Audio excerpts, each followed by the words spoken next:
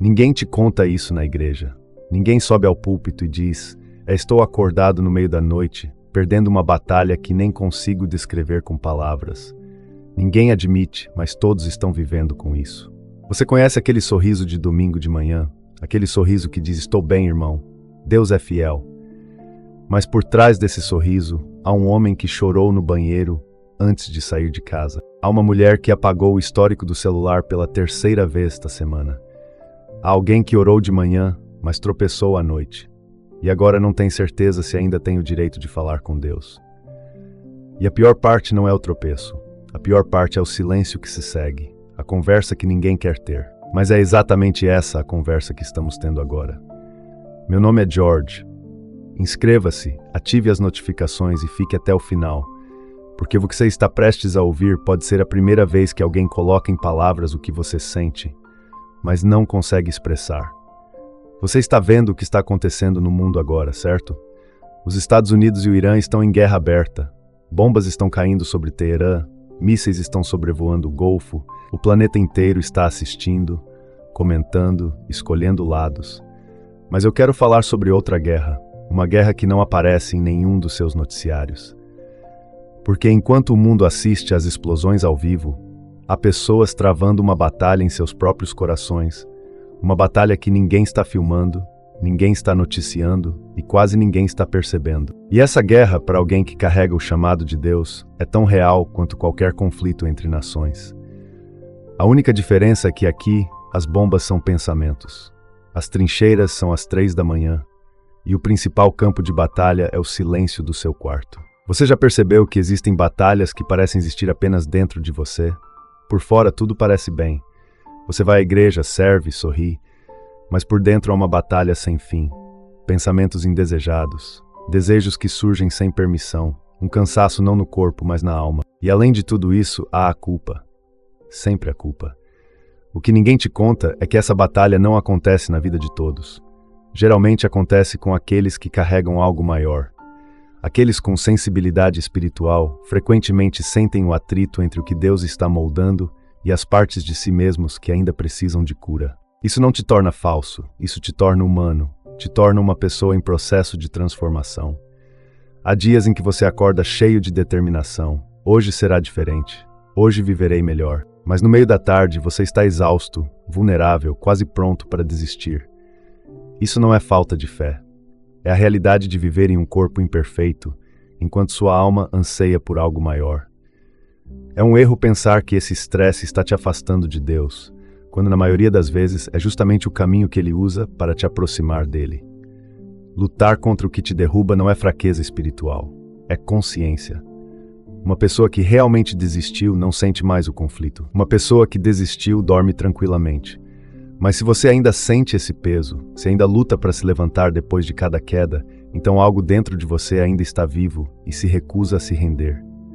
Deus age justamente no lugar da dor, no lugar onde você não consegue se consertar. É ali que nasce a verdadeira dependência.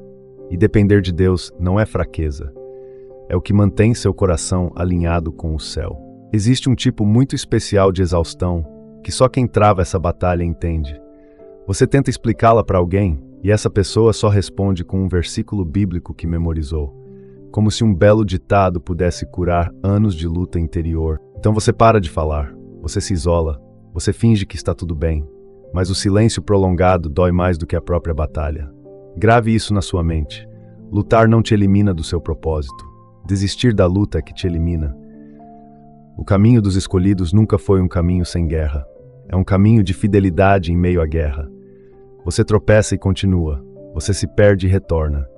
Essa santa perseverança, essa recusa em desistir, está construindo algo profundo dentro de você que ninguém ainda consegue ver. Mas essa mesma perseverança sustentará tudo que Deus preparou para você.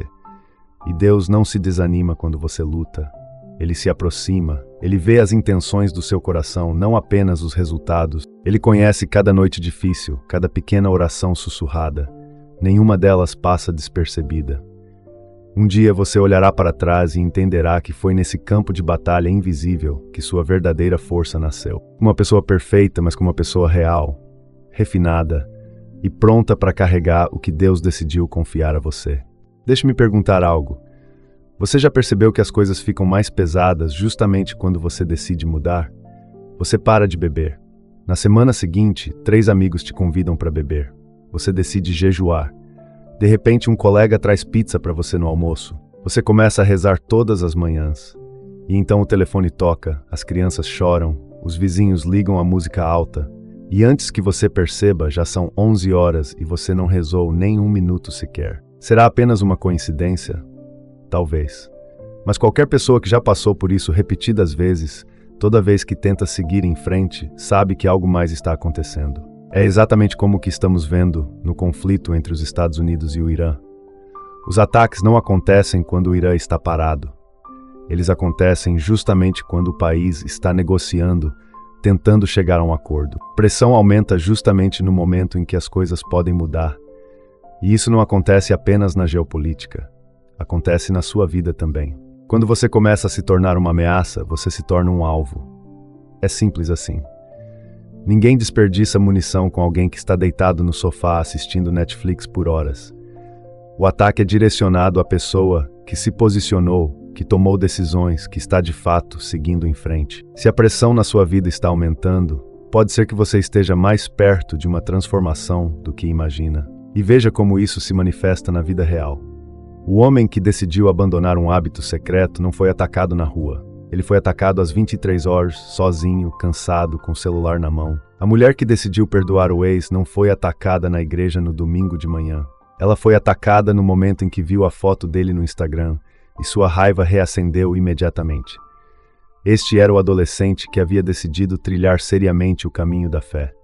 Ele foi ridicularizado pelos amigos, excluído de grupos de bate-papo, chamado de pária.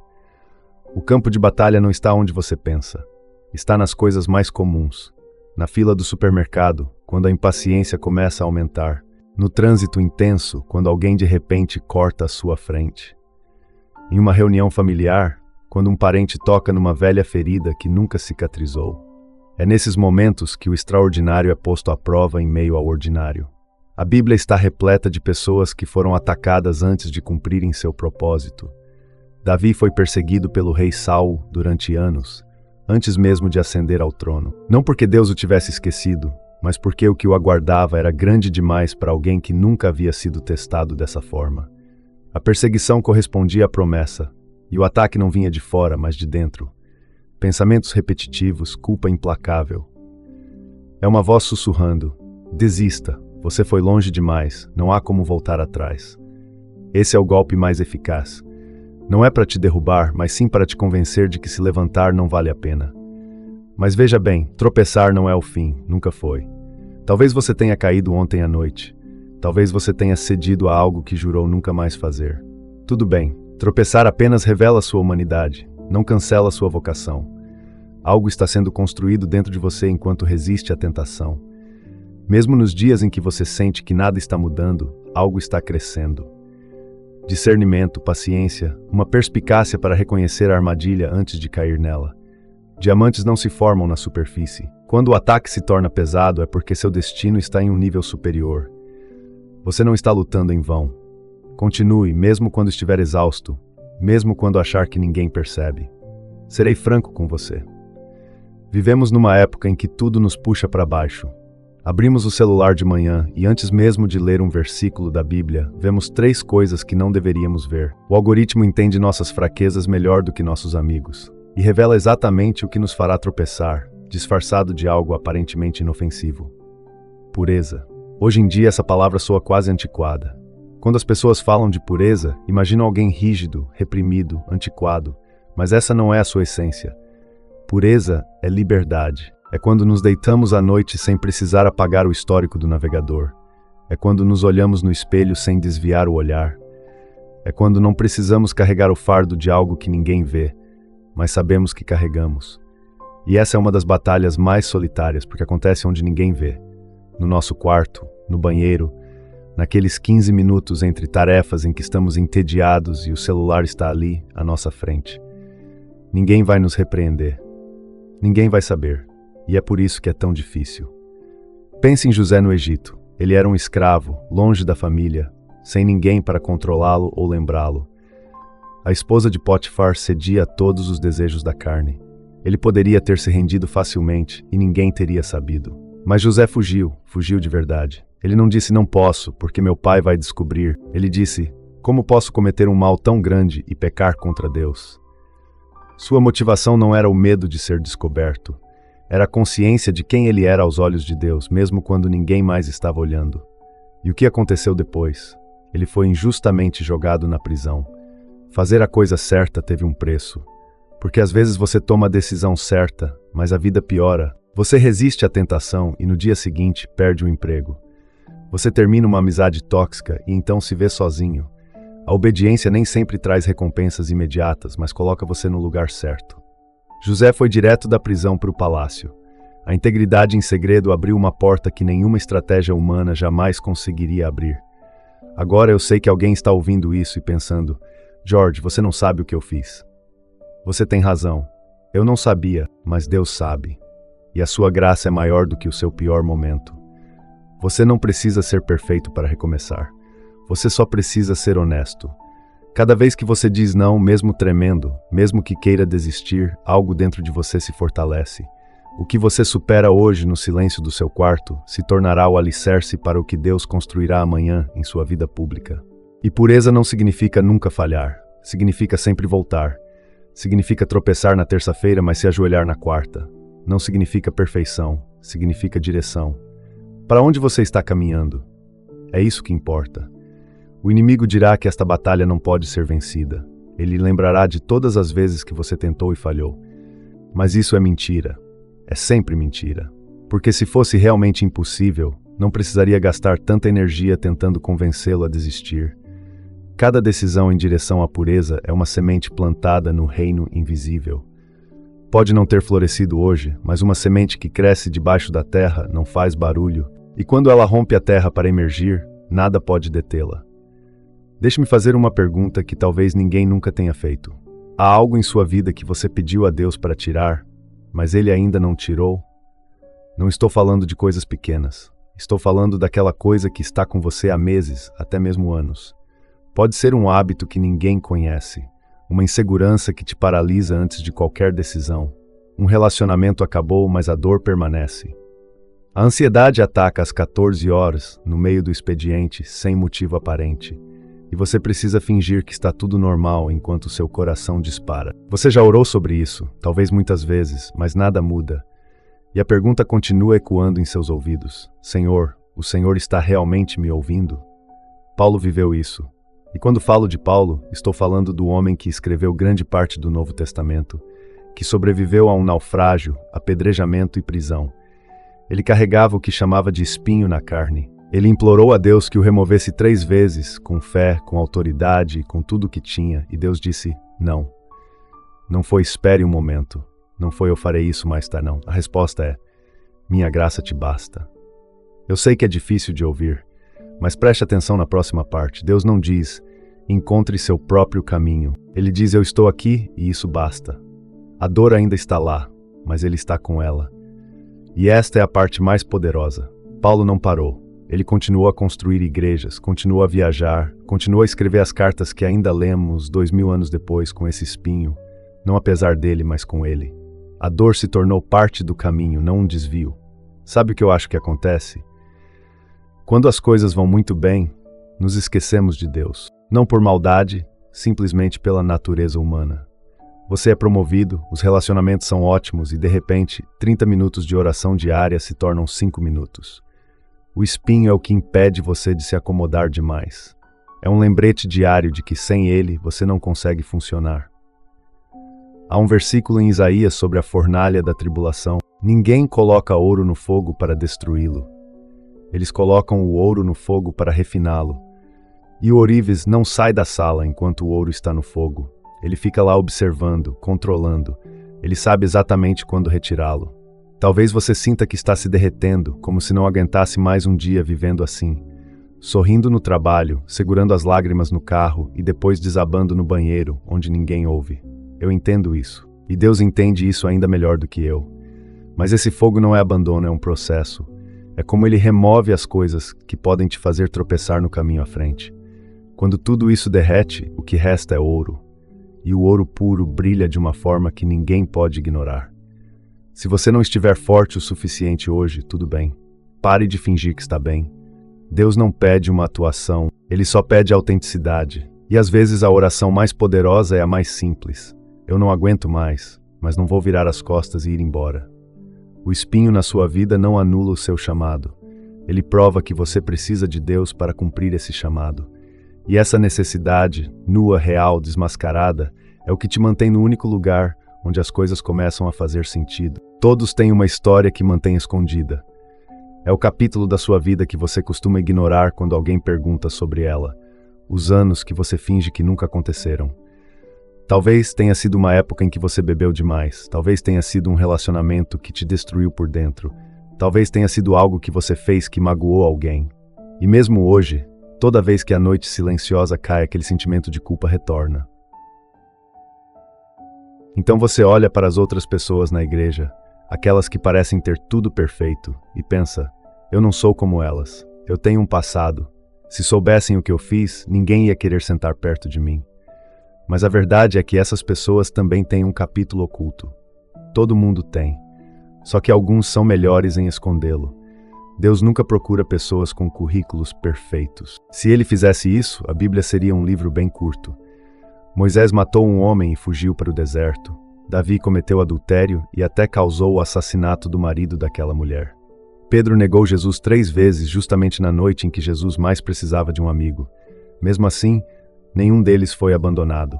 Todos foram restaurados. As cicatrizes permanecem, mas o propósito deles permanece. Deus usa pessoas que chegaram ao fundo do poço, porque são elas que conseguem olhar para alguém preso no abismo e dizer sinceramente, eu entendo como você se sente. Eu já estive exatamente onde você está. E essa declaração, vinda de alguém que realmente passou por isso, carrega um peso que nenhum sermão preparado consegue ter. Quando você compartilha que passou por depressão, lutou contra o vício, teve um casamento que quase acabou, mas Deus o amparou e o ajudou a superar, algo começa a brilhar no coração dos ouvintes. Eles pensarão, se Deus fez isso por ele, talvez ele faça isso por mim também.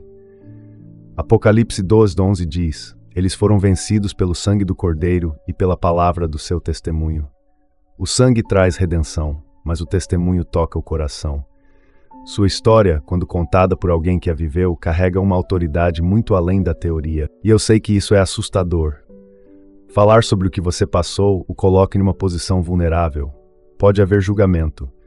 Mas as pessoas que realmente precisam ouvir isso lhe agradecerão, porque você será o primeiro corajoso o suficiente para dizer em voz alta o que elas só ousam pensar quando estão sozinhas, frente a frente com o travesseiro à noite. Suas cicatrizes são um mapa. Elas apontam o caminho para alguém que ainda está perdido, exatamente no lugar de onde você veio. Pare de reescrever seu passado para torná-lo mais aceitável. O que te destruiu agora é matéria-prima nas mãos de Deus. Você ainda está vivo. Você ainda está de pé. Suas cicatrizes são a prova de que Deus não apenas te curou, mas também te capacitou para ajudar a curar outros. Preciso te dizer algo que pode mudar a maneira como você vê tudo o que está passando agora. A guerra que você pensa estar te destruindo, na verdade está te fortalecendo. Eu sei que não parece. Soa como palavras bonitas de alguém de fora. Mas me escute por um momento. Você já viu como eles treinam as forças especiais nos Estados Unidos? No programa de treinamento dos SEALs da Marinha, existe uma fase chamada Semana do Inferno. 5 dias e meio sem dormir. Exercícios em água gelada até que seu corpo fique quase dormente. Instrutores gritando que você não é bom o suficiente. Mais de 75% dos candidatos desistem. Aqueles que permanecem nem sempre são os mais fortes fisicamente.